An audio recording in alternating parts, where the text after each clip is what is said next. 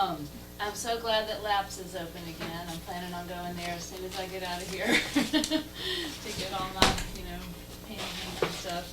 All right, well, this is Common Sense Matters. I'm Helen Stapleton. I'm the secretary of the Franklin County Democratic Party. This is our show that we put out every fourth Friday of the month. If you want to learn more about the Franklin County Democratic Party, our website is Franklin County, Tennessee DemocraticParty.com. All written out. It's a very long website, but again, it's Franklin County, Tennessee DemocraticParty.com. And that's where you can find out, our meeting times, and we have all sorts of good information there. Like if you want to write your representative or the governor or whatever, we have all those addresses and their phone numbers there, and all sorts of information about voting and whatever. So we meet every third Thursday of the month at the Franklin County Annex, right next to the Election Commission office. And we just had our reorganization where we do that every 2 years and chose our new officers. And so for the next 2 years, the chair is going to be Sherry Hamby. She was doing it before. We have a new first vice chair. That's Greg Maynard. Our second vice chair is Mark Smith. And our third vice chair is Tessa Hill. I'm still secretary, and then Ashley Bowers is our treasurer. So that's what we decided, and we picked a new executive committee.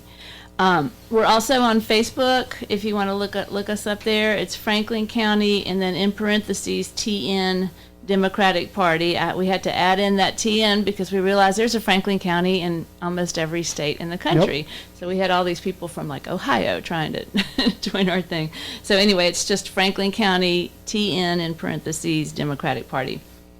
All right. Well, before you get started, yeah. What is that? What's what? The mason jar. Coffee. That's my coffee. Okay.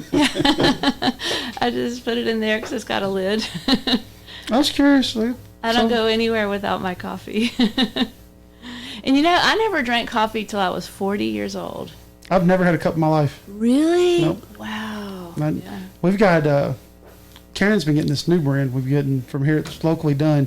It's sitting there on the table right there. Oh, right, yeah. And she loves it. Mm-hmm. It's a place right here on the boulevard. Loco makes them. And she really likes it. Mm-hmm. But, yeah, I don't. No, it's not for me. No. I was just kind of curious. I was wondering, it looks like a lighter shade of mud. Right. It does. It does. All right, and I have Michael Lee with us today. He's also a member of our party. Good morning. You're on the executive committee, aren't you? Yeah, I'm the District 7 representative. Great. All right, and in just a little bit, I keep glancing out the window, wondering where she is. Diane Leslie's going to be joining us, and she is she is a member of the NAACP for Franklin County, and we're going to be talking to her about a situation that just happened in neighboring Coffee County.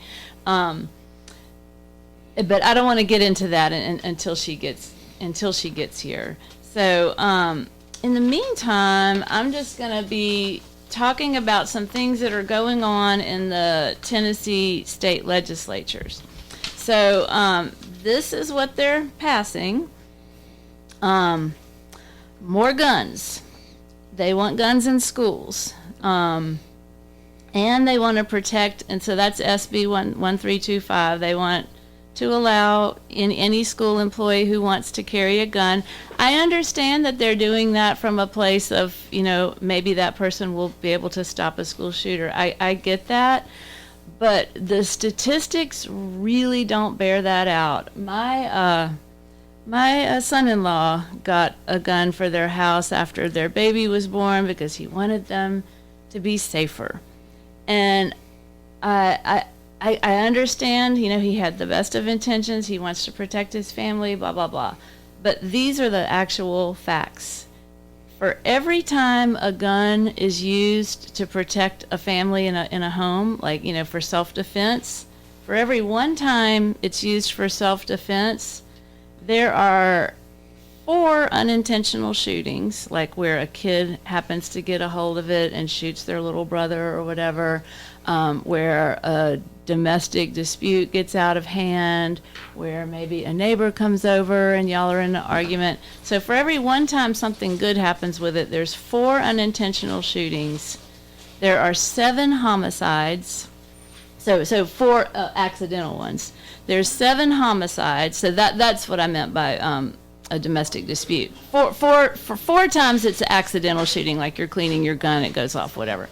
7 times there's intentional homicides, and 11 attempted or completed suicides. So that's 11 plus 7, that's 18 plus 4. So for every one time you use your gun for what you bought it for, 22 bad things happen. And so just the odds to me just don't seem worth it.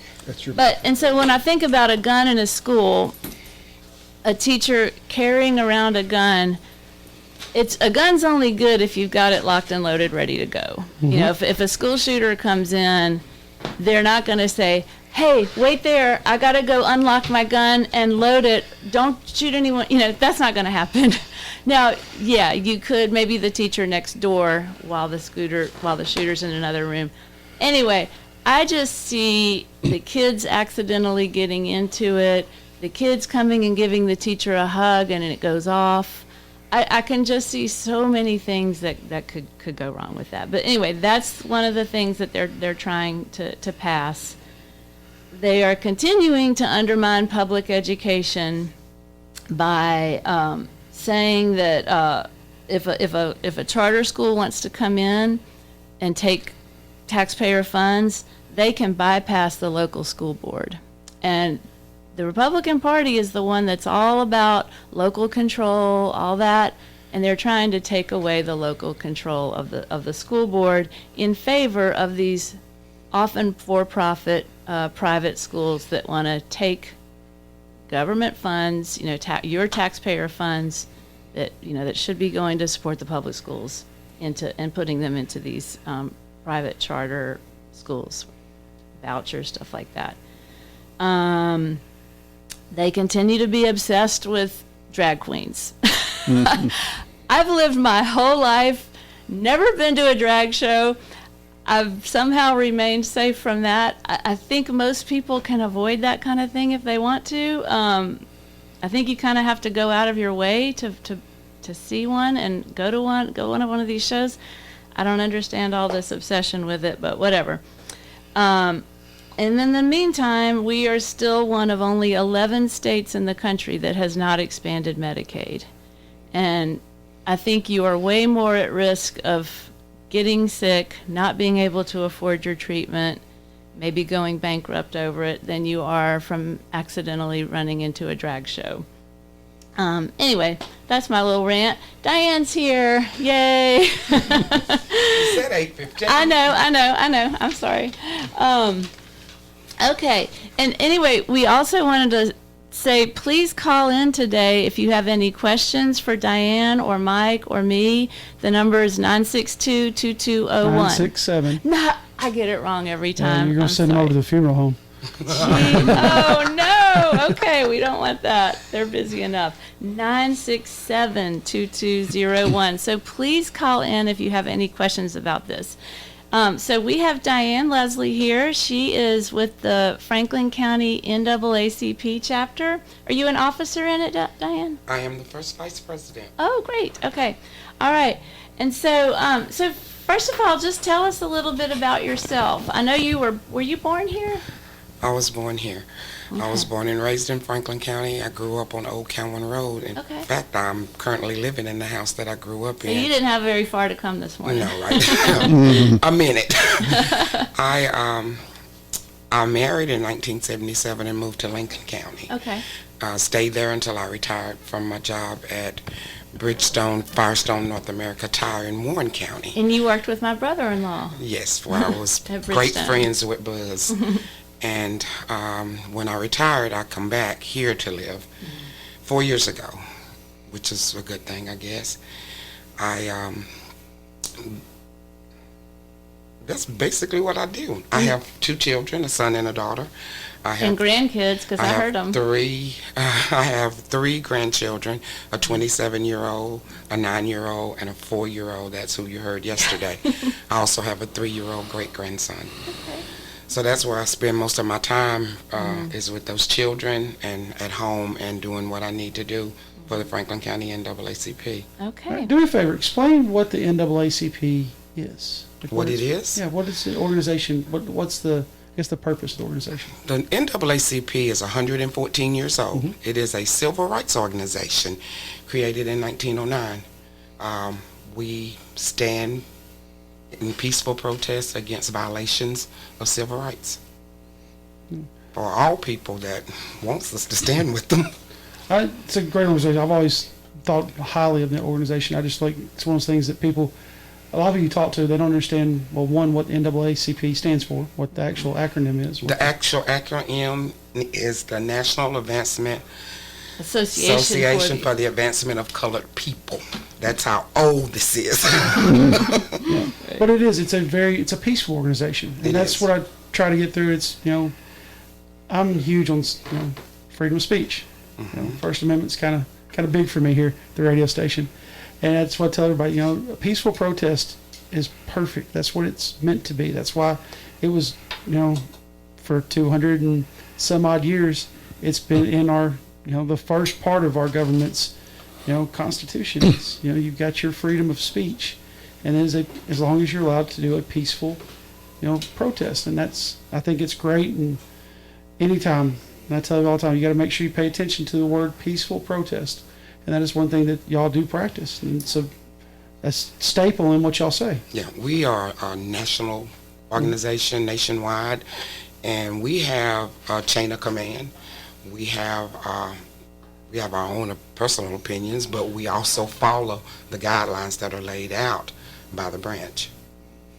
And so Franklin County has a chapter. Do any of the surrounding counties have chapters right now? No. No. Okay, so that's why Coffee County kind of falls under then y'all's jurisdiction. Yes, we have Coffee County members Okay. in our branch because they don't have their own. Gotcha. Any branch surrounding us that don't have a branch can, any group of people that don't have a branch can join with us. And then, you can always get enough people to get your own branch. We are a newly reinstated branch. We were here and then we were gone and now we're back. Oh, okay. We've been back for the last 2 years. And so if the surrounding counties want to come, they can. So we have members from Coffee County. Okay. So, and what are some of the things y'all done since y'all reinstated? I know y'all had a big candidates event. We had a candidates event in July. That was one of the first things we did. And there was every candidate there. We I saw Irish invited Rudder, I saw every Bruce candidate that was running for office in the county.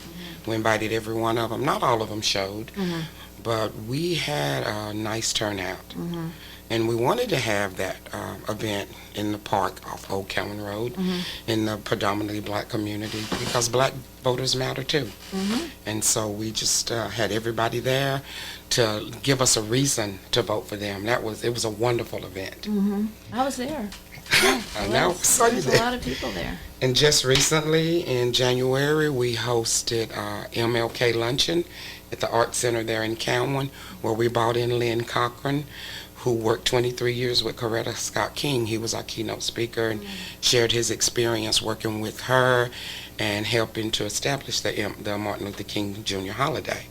So that was pretty nice for us.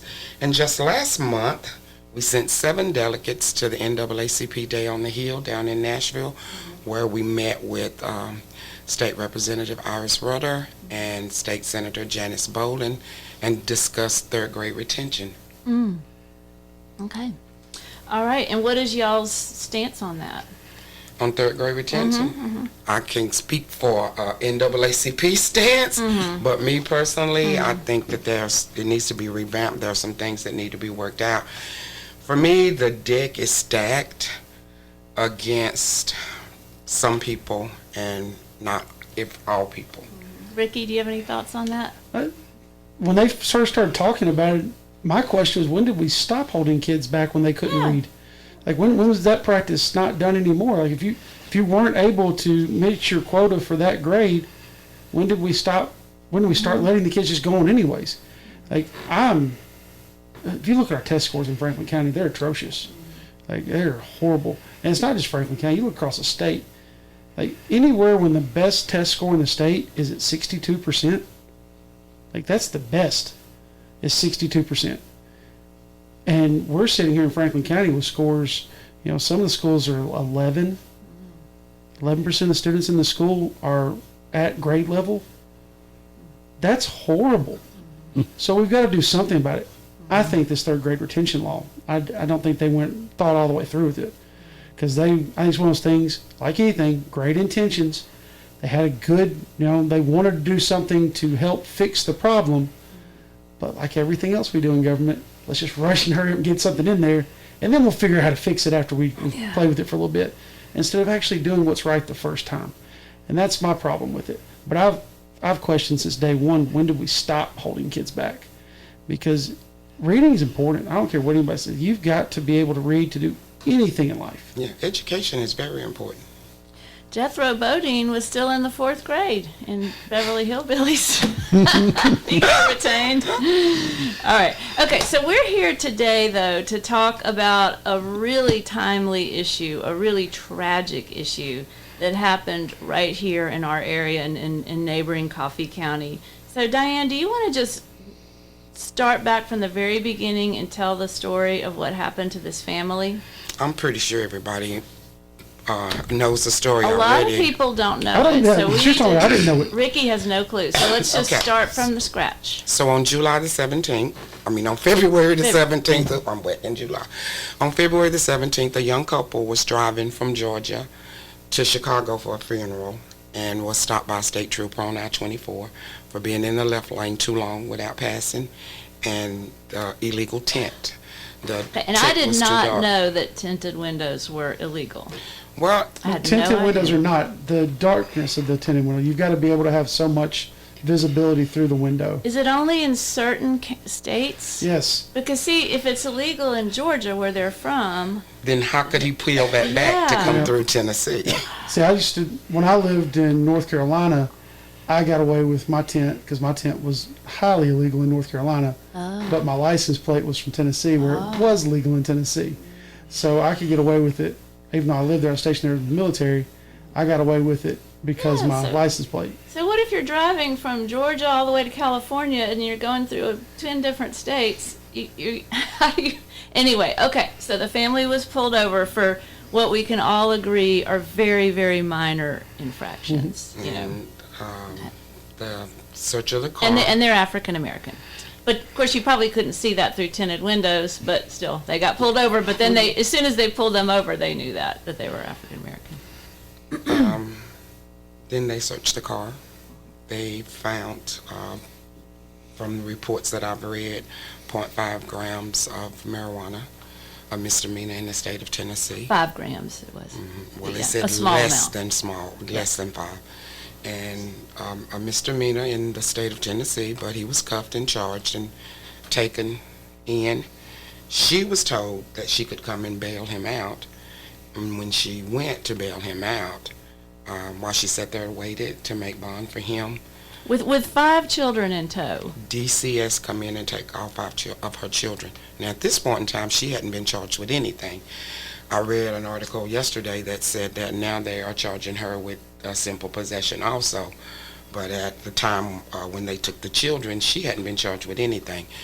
She submitted to a urine test, passed it, Because she was them- breastfeeding. told them that she was 3-month-old baby. 4. He's 4 months old, now, and but at the time he was 3 months. told them that she was breastfeeding her baby and that she hadn't smoked anything. Now they're making her take a hair follicle test. They want to test her and make sure she hadn't smoked anything as far back as the hair test too. But 30 days, they can test your urine and find whatever you've got in your system for a 30-day period. And so they have no reason to withhold those kids from their parents, but they still haven't given them back. They were in court on Monday. We were hoping that they got their children back Monday, but they did not.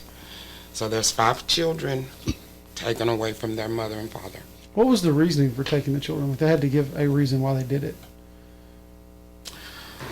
So, social services or child services says that it's their job to protect the child. Now, I can't quote you a reason why they took them. Okay. I mean, you tell her to come to the jail, she can bail him out, and they can be on their way. And then when she gets there, you take the children because of the simple possession charge, is what I'm assuming, because I don't know. I have no idea why they took those children, because they could. They won't say. They can't get them to say it. They have restrictions as to what they can say, what juveniles are concerned. So they're not going to tell us why. And the state trooper and them, they won't release the footage of the stop. So there's, I don't know. And The reason I read was that the DCS felt that the children were being abused and neglected. and neglected because the parents, or at least one parent, tested for drugs. For marijuana, a drug that's legal in over half the states in the United States. I mean, I can I know it's name, illegal here. and I'm not going to name names, hundreds of parents who smoke pot and successfully raise their children. I mean, if you took away every kid from every parent who smoked pot, there would not be a, well, there would be tons of kids, obviously, but there would be a lot of kids taken away. I mean, that is just insane to me. And can I say again that she did not test positive for anything? So why not let her take her children? Let her take her children home. She's in Georgia, her children in Nashville. They're having to come back and forth to visit with them when they're allowed to visit with them. Let them take their kids home. It's 5 children from 4 months to 7-year-old that's away from their family.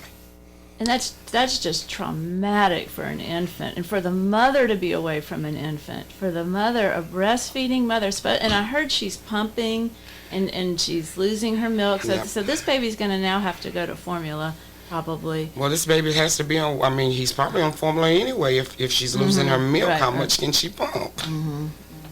So, And what is this costing the taxpayers? I mean, this is happening in a context that DCS is so underfunded and so understaffed and has so few places to house children that there's reports of children sleeping in the offices, in the hallways of DCS, and yet you're going to frivolously take away a kid because one of their parents has been tested for pot, which is, like I said, legal in almost all the country. Now, I did hear that they, at the time, kind of insisted that both parents do a hair follicle test, and but it was a rapid test that was done on site, not a, and that those tests came up with fentanyl and meth. But those tests were not done in a lab. Those tests are inadmissible in court because they're so notoriously unreliable. They're known for having false positives all the time. So much so that it is not admissible in court. And they won't release anything about that either, or let anybody see the results of those tests. They're just saying, oh yes, they both had meth and fentanyl in their hair follicle test. So there's a lot of really fishy. Hair follicle goes back so far, though. That's Yeah. my problem with that is, you know, because was it 7 years that some of the stuff can stay in your hair follicle? Like, good Lord, you could be clean for 5 years and still have traces of that in your hair follicles. So I don't know. I have an issue with that because, like you said, the urine test, do a blood test, urine test. Those in 30 days, that'll run through it, show you what they've had in their system over that time frame. 28, 30, somewhere in that range is what it is. I forget what the exact, there's not an exact number that I don't think they can give you. But over a 4-week time period of what you've done, anything past that, it's crazy because if you can sit there and tell me, oh, well, they smoked pot 6 months ago. Who cares? Like, I don't care if they smoked pot Well, the day before. This is my issue with it, though. maybe not the nursing mom, but still. What? This is my problem. Is he could have smoked pot the night before, gone to bed, and had nothing in his system all morning long, been driving, He could have done the same thing, could have drank a gallon of whiskey the night before, got up and drove the next day, Would have still been and there. nothing would have been an issue. He could have had a bottle of bourbon in his truck. He could have had a case of bourbon in his truck or his car, and there would have been nothing done with that. But this is that's my problem with it right now. So I've made it public. I don't hide it. Since my back surgery, I don't, because I won't take opioids. I can't even say the word opioids. Opioids. I won't take them. I don't Yeah. like it. Just makes my brain feel weird. I don't like them. But I have taken, marijuana gummies. I don't smoke, but I will take the edibles to help with my back pain, and it's helped me out tremendously. So, and I've never hit it. You're a criminal. I am but I'm very open about it. I've never hit it. But and that's why I keep fighting day in, day out about it. Like, I think this is medical marijuana, needs to be legal in Tennessee for that purpose alone. I have a hard time with anything in that situation, especially if she wasn't charged on the scene, and then she gets there with the kids. That baffles me. So what does the NAACP plan to do about this? Tell the folks about what y'all are doing today or later on today. Today we are having a press conference at the Justice Center, just asking for the release of the children. We have representative from the states coming in to speak. The Vice President of Tennessee State NAACP, Tom Savage from Cookeville, Tennessee, and the President of the Cookeville Putnam County branch will be in attendance there in Manchester, as well as Vice President Jimmy Garland from the Clarksville and Montgomery County branch. They'll both be speaking. There will be a letter read from the state president, Gloria Sweetlove, and then the last person speaking will be our president, Lisa Roan. Now, will there be anybody from the DCS, the Department of Children's Services, there? I have no idea who's going to be there. I know we're going to be there. All along, we've been writing letters asking for the release of these children. We've written a letter to the governor, to the state representative, Iris Rutter, to State Senator Janice Boland, and to the commissioner of the DCS, the state of Tennessee, asking for the release of these children. We are in the process now of trying to write letters to the county and the sheriff's department there in Calhoun County to see if they will release these kids. You've got 5 children separated from their mother, and neglect and abuse based on what? A little bit of marijuana in the car? Is that it? Because what else do you know about them? You have nothing to back up neglect and abuse. Doesn't a judge have to take them away? I know DCS can step in and take them on right away, but don't they have to go to court eventually for this? Yeah, I'm sure they had to get permission from the judge to take them in the first place, or take from somebody higher up. But yes, they've been to court. They were in court Monday all day, and they gave them a new court date to come back April 18th. And the Your 5 children aren't going home with you. That's our fight. What we want is to reunite this family. Give that mother her kids. And then you can press charges, pay the misdemeanor fine, whatever you're going to do about that amount of weed. But give her her children. You have nothing proven that she has abused or neglected those kids. Nothing. And the children supposedly just cry and cry whenever she And does, she does get to too. visit them. They're Yeah. both crying for each other. I guess the other thing is, 'cause you said they're from Georgia. Yeah.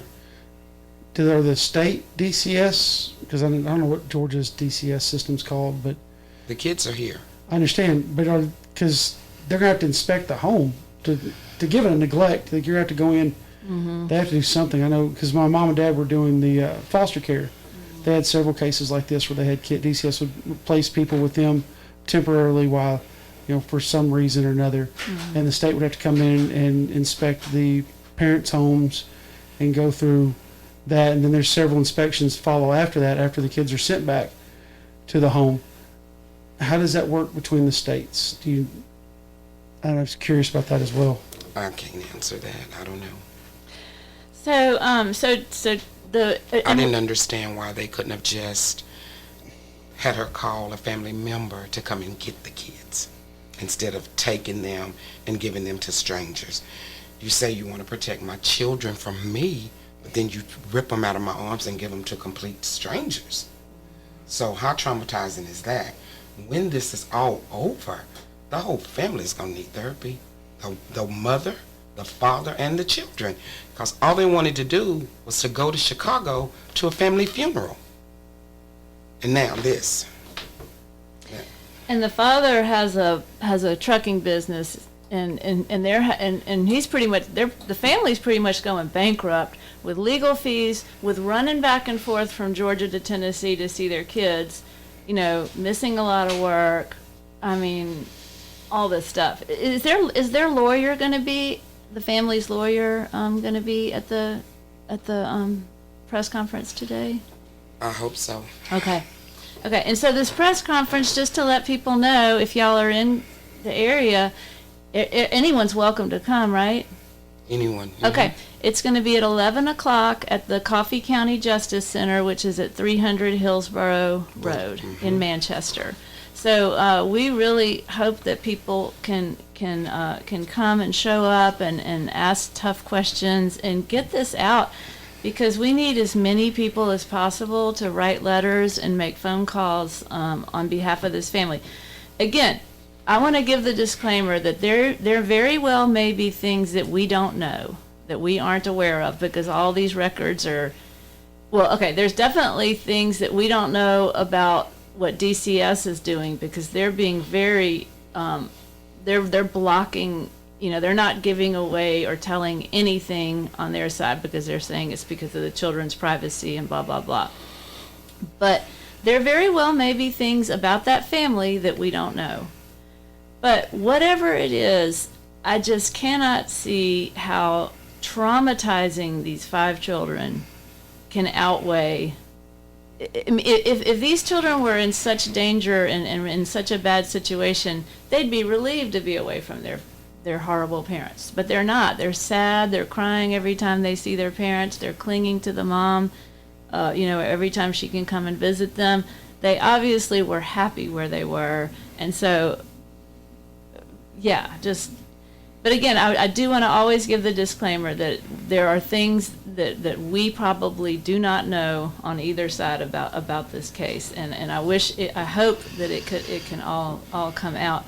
But either way, I think I will encourage, and the NAACP encourages everybody to write letters to the Department of Children's Services, and I'm going to give out that information right now. So if you have a pen and you're as angry about this situation as I am, her name is Margie Quinn. She's the head of the Department of Children's Services.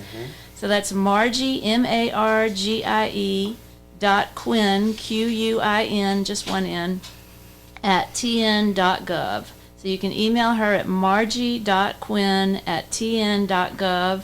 You can call them at 615-741-9701. So that's 615-741-9001. Okay, sorry, 9701. 741-9701.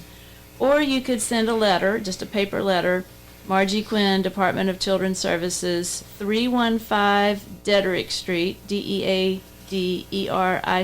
Street, USB Tower, 10th floor, Nashville, 37238. So that, again, that's 315 Dederick Street, USB Tower, 10th floor, Nashville, 37238. So please, if you are as upset about this as we are, please send a letter or an email or call Ms. Quinn at the Department of Children's Services and just say you think this is wrong and that the children belong with their parents. In addition to the Children's Services, please send or reach out to Governor Bill Lee. And Bill Lee's number is 615-741-2001. So that's 615-741-2001. And if you want to do it by email, it's tn.gov/ tn.gov/governor, and then it'll lead you to a place where you could send him an email. So that's tn.gov/governor. And Iris Rudder, she's our state representative. She can use her influence to hopefully advocate on behalf of this family. And her email is rep.iris.rudder, RUDDER, at capital.tn.gov. That's rep.iris.rudder at capital.tn.gov. And then her number is 615-741-8695. 741-8695. So please, if you are as concerned about this as we are, call or email the DES, Governor Bill Lee, or Iris Rudder. And I don't have Senator Bowling's information right now, but if they hear from enough people, I think they're going to do the right thing. And I hope anyway. I can say one thing for Iris. A little over a month ago, I gave her a call. There was a kid here in the county, had a child, and they were trying to get on TennCare, but because her mother made too much money, they weren't able to make this happen. And it's because we have not expanded Medicaid in Tennessee. Iris got them in touch with Iris, and she got involved, and they have now went back retroactively, taking care of everything for the child's birth, and now got the child on TennCare, everything taken care of. So she really, situations like this, I know she does get involved, and she really, can help. She's a mother. Anyone who is a mother, or a father. I mean, this is just or just a human being. This is just gonna break your heart. This is absolutely gonna break your heart. And over such a tiny thing as driving in the wrong lane. Like, why were they even stopped in the first place? Have you ever seen a sign that said you can't drive in that lane? Coffee cane, no. I have driven I-24 till it ends in Chattanooga, and I've never saw a sign. I've driven I-24 till it disappears in Clarksville, and the closest thing I've seen is slower traffic. Keep right. Well, I never saw that. The POV lane from Murfreesboro to Nashville, and there's one going into Knoxville, and that's the only thing. I mean, there's a time where you're not, like, you have to have someone with you. Yeah, I know what the But POV but lane is. there were seven of them. 7 in the car. That's the only. That's the only thing that says you're not allowed, like, to be in that lane, is during those time frames for the POV lane. But they would have fit that category anyway, so it didn't matter. Like, I drive in that lane. I'll be honest, I drive the interstate all the time, and I'm always in that lane because I don't. But I'm part of one of those people that doesn't like to go below, 78, 80 on the interstate. So I stay in that lane. Speed limit 70. You're doubly a criminal. You're just a weed speed limit is smoking 70. speeder. Well, let me tell you, it's just a little bit quicker. That's all it is. I'm not that far, but there's suggestions. You look at some places, Montana, there's not even a speed limit. So I've also never seen a sign saying, "Welcome to Tennessee. If you have tinted windows, you're breaking the law." I've never seen any such a sign either. You can have tinted windows in Tennessee. There's just a yeah, I've been pulled over for my limit. windows for tint before. I've been pulled over more than once for window tint. Back when I had my last truck, but I had mirrored tint on my truck. The bottom half was mirrored, and then it was dark to the top. And I got pulled. North Carolina, I get pulled over all the time for it. But in Tennessee, I got pulled over a few times going through Knoxville in that area. I thought the mirrored tint was outlawed anyway. Well, then it wasn't. He is a criminal. Yeah, at that point it was not outlawed, and so I have been pulled over several times for my tint, but it's never been anything more than I don't even think I ever got a ticket for it. And they didn't search your car right afterwards, probably. No, not usually. So, okay, race is obviously a factor here, I think. It's got to be. Do you know any statistics? Are African American families more likely to have their children taken into custody than a white family with the exact same circumstances? They say, and I read, that at least 10% more, or 10% of black children will have an encounter with social services versus 5%, less than that. It's double that rate for blacks than for white children. Also, I read that at least 50% of black children will encounter a situation with child welfare. Now, I don't know if everything you read is the truth. Do I think that race plays a factor? I do. Oh, I yeah. think that those children would have been given back by now. I also think that social services may have gone a little further than they should have, and now they're having to build a case to stay where they are. But I'm entitled to think what I want to think, so we all are. And yeah, like they're not releasing dash cam footage. There's a lot of hiding going on the part of the Tennessee Highway Patrol and on the part of the DCS. So There's a lot of stuff going on, and you're not allowed to be in the courtroom, so you don't know what they're saying. Just get bits and pieces of whatever. because minors are involved. Because of the juvenile situation. Mike, you had some questions that you'd emailed me. Did you want to ask any of those? I didn't get them in print because I'd already left work. But Well, there seems to be the written information that the DCS provided for the court order seems to be different from what the parents say. Was that a clerical error, or why is there such a difference between the testimony of DCS versus the account of the parents? How did that come in play? You asking me? I know as much as you know. I know as much about this as anybody that can read. I know as much as you know. yeah, you can Google it. It's all in the media. It was on Channel 5. I mean, it's all in the local media. Do we have a call? Yeah, call. Go ahead, caller. Hi, good morning. Good morning. My comment is for the first about the guns in the school. Helen, I think that all the teachers need to do an eval for mental health before they even put guns in schools, because we don't know what teachers are thinking or their problems are before they come to school. Well, the law does say that they would have to have a permit.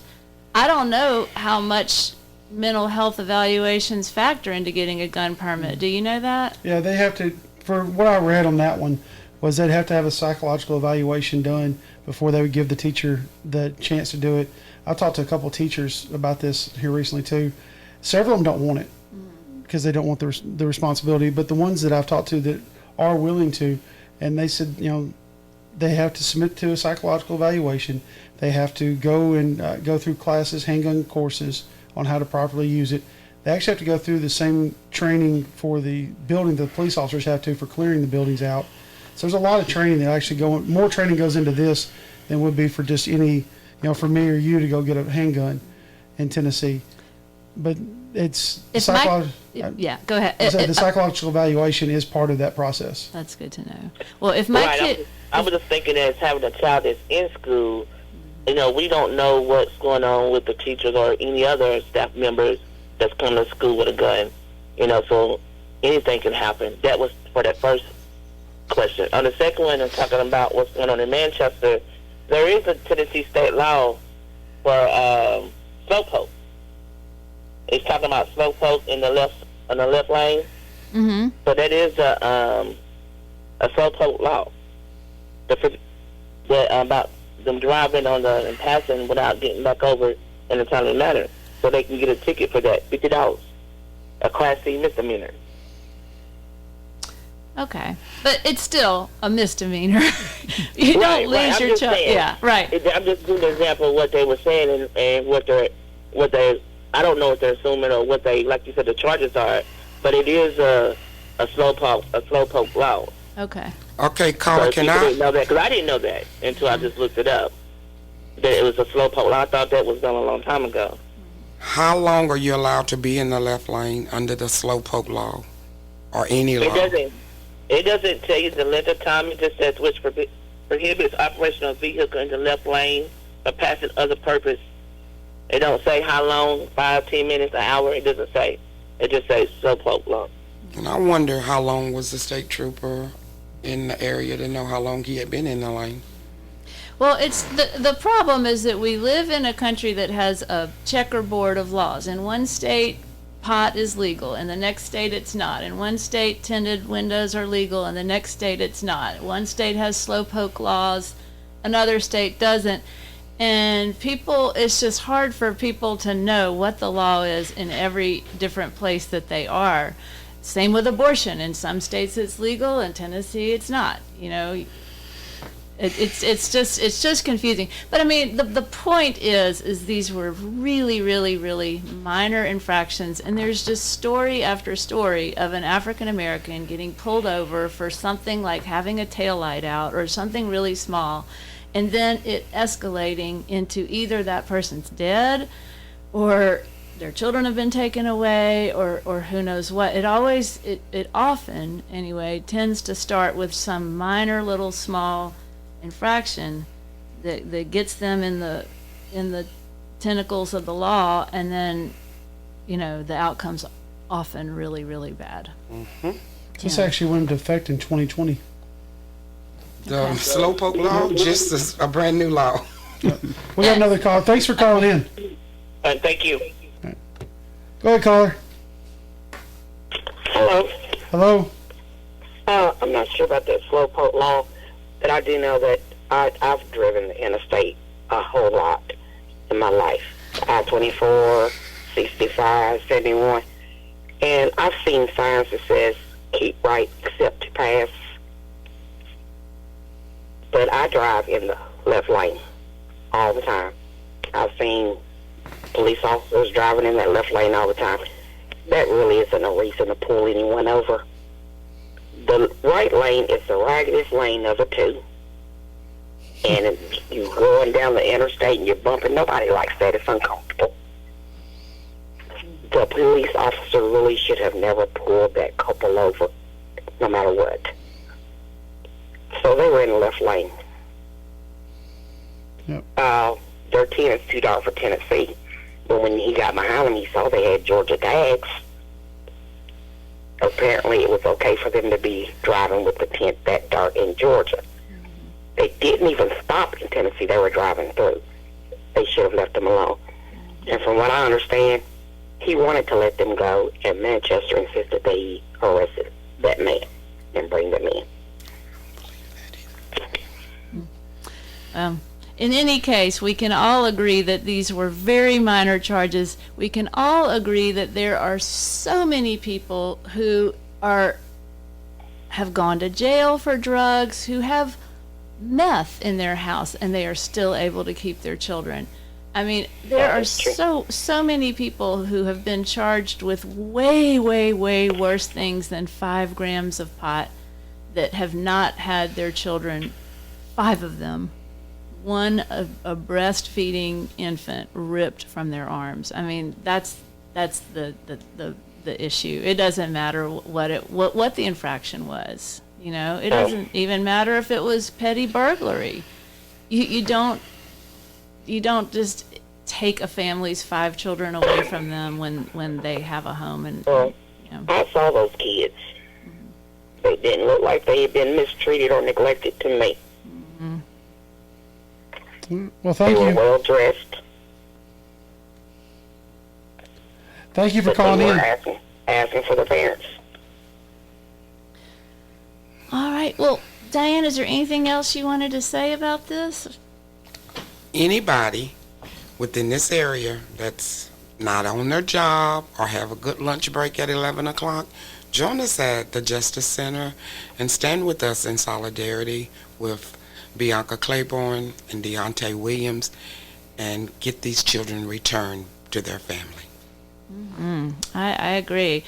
I would be there, but I got to be at work. But I am definitely 100% going to send a letter to Margie Quinn at the Department of Children's Services and Governor Bill Lee and Representative Rutter. And I hope everybody in the sound of my voice does the same as well.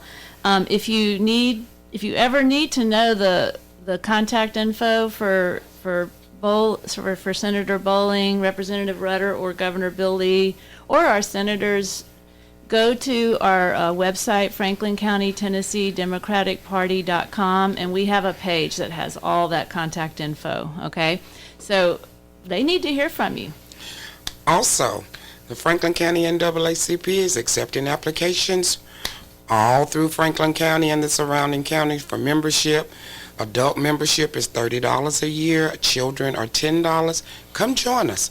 Old, young, black, white, all come join us. And y'all exist just for these kinds of situations that pop up. I mean, thank goodness that they have the NAACP to advocate. That family has the NAACP to advocate for them. You know, I'm so glad that y'all are around. Mike, did you have anything you wanted to say before we go? No, I think Diane did a pretty good job of explaining the situation.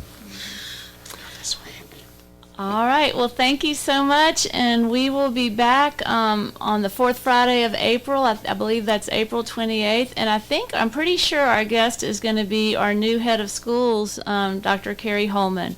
So we look forward to hearing from him and hearing what his plans are. We're not 100% sure if he can come yet, but we're pretty sure that's going to be the case. So we hope to hear from y'all then. All right. Thanks.